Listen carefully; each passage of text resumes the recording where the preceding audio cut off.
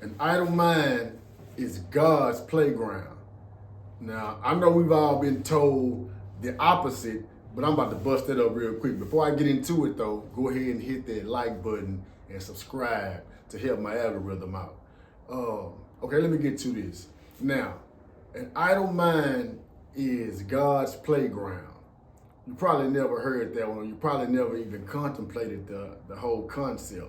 But if we know that the devil is the author of confusion or chaos, why don't we understand that if our minds are never idle and we're always worried about work, we're always worried about the kids, we're always worried about school, we're always worried about bills, we're always worried about how our car is running, we're always worried about our relationships, our friendships, our family. Our mind is always constantly racing in a state of confusion. Our mind is always going from one idea to the next in a very chaotic manner.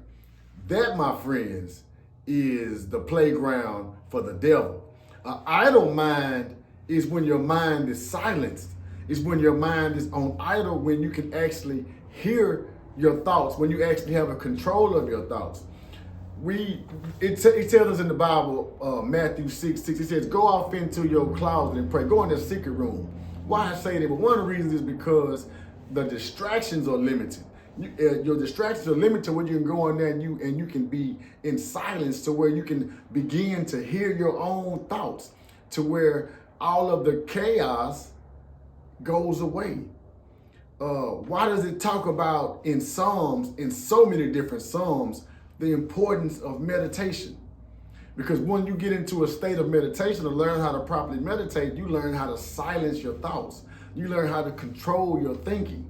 And when your thoughts are silent, then you can tell what voice is the Holy Spirit. You can tell when you're receiving a divine revelation. When you're always just all over the place, you don't know where these thoughts are coming from, but you know they're not, you're not in a state of peace, and you can't receive guidance. You can't be spiritually in tune if you're not in a state of peace, if you're always having a stress-filled day or a stress-filled thinking process. You're not going to be able to get in that mode and to be able to receive that channel from the Creator. So that's kind of some propaganda that they taught us that was wrong. The same way they said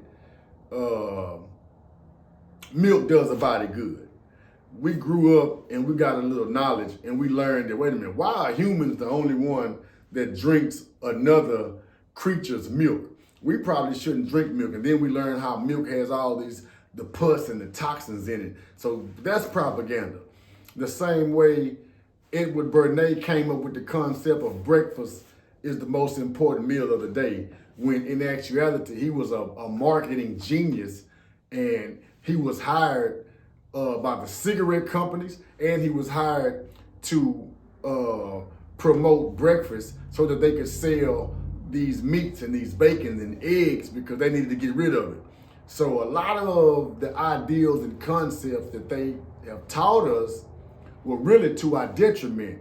And I believe that the whole concept of an idle mind being the devil's playground was one of the biggest concepts that we have backwards. And as quick as we can understand that, the faster we learn how to silence the mind, the faster we learn how to meditate and to get our minds in a peaceful state, we'll understand that that opens up a straight conduit so that God can communicate and so that we can begin to receive divine revelation.